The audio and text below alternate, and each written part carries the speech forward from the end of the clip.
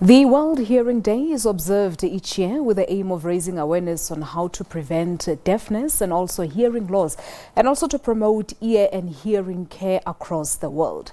This year, the World Health Organization, WHO, highlighted that timely and effective interventions can ensure that people with hearing loss are able to achieve their full potential.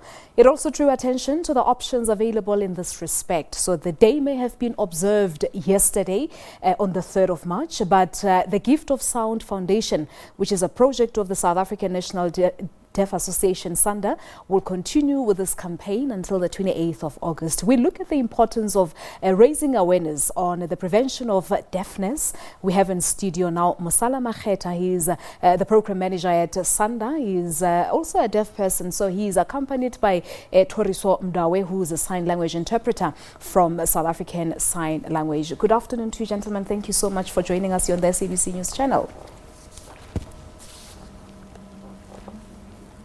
Well, much appreciated.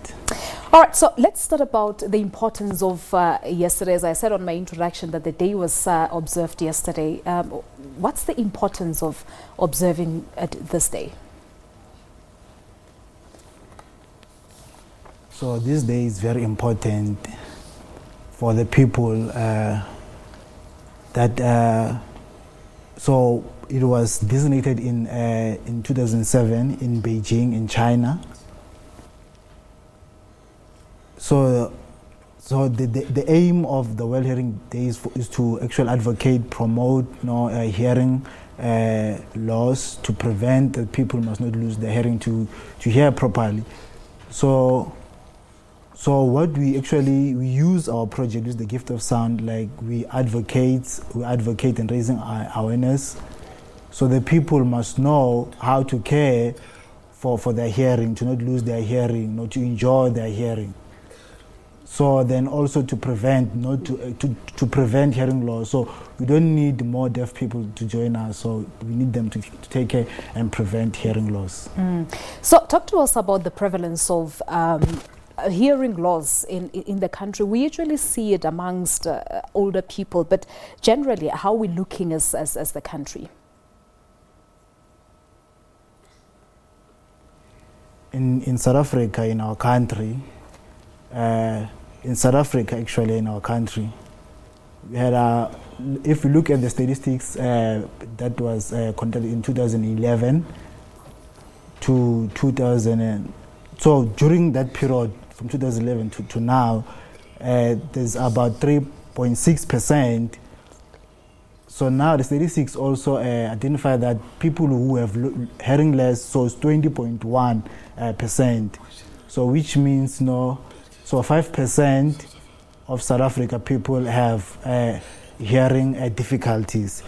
Like statistics said hearing difficulties. So which means they have categories, moderate, severe, profound, or mild. We don't usually go for ear testing or hearing testing, but most of the time we usually go for our eye testing. You'd even get a message from your optometrist that it's time for your eye testing, or it's time to get new classes and so on. How often should one go for their tests? It depends on the people. Probably maybe they feel it that they are experiencing hearing difficulty, and then they cannot hear the sounds properly. So meaning that those people must go to do a test.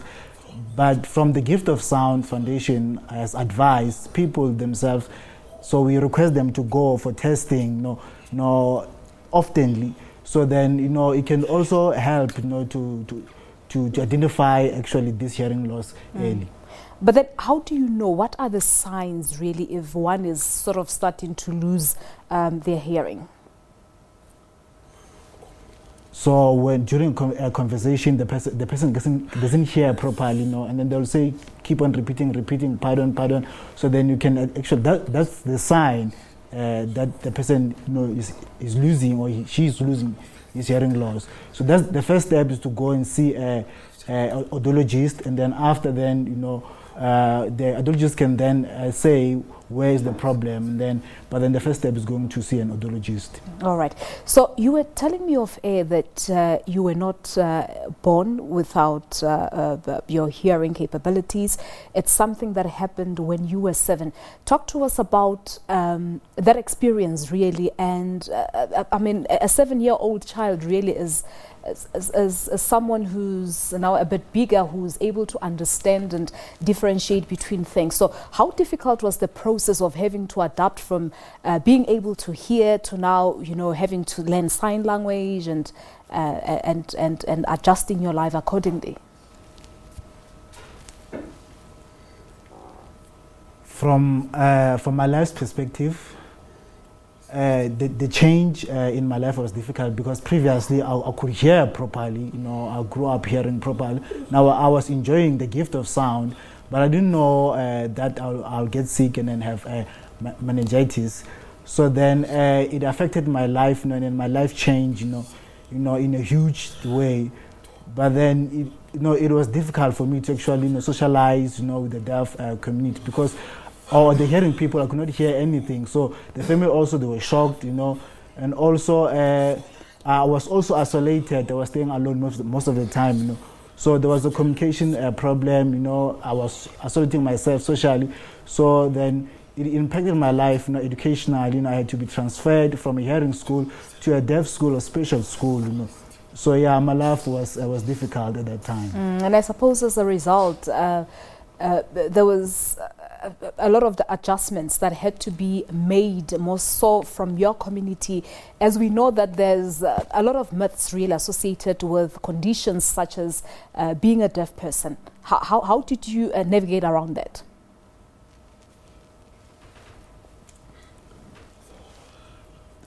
Through advice from my parents and who supported me. So then, also other deaf people supported me.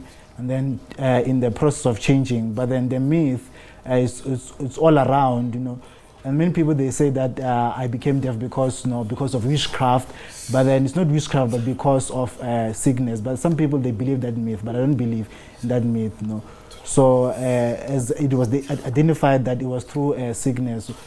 So some people can be through aging, or above the age of 60 to 65, then hearing loss can start happening, because of sickness. But then, talking about the myth, so people think that it's because of a myth, they can be negative. But then, it's normal for me because I was sick. But then for me, then I learned the deaf way.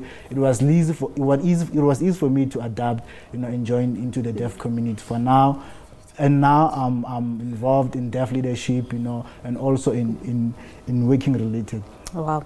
So we understand that it's estimated that half of cases of hearing impairment and deafness are preventable. What's your message to our viewers watching this interview now? How can we go about protecting our ears in the best way?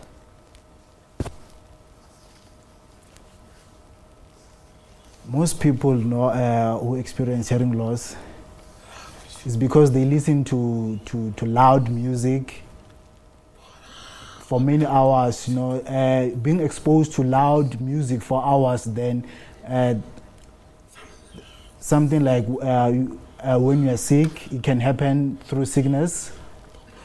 People maybe when they bath, also the soap has chemicals that can enter into your ear. So then you can also you can lose your hearing loss. So also people must not put objects in their ears. So it can happen that to have a hearing loss. But then, so to prevent that, you have to avoid loud music. You must not be exposed to loud music.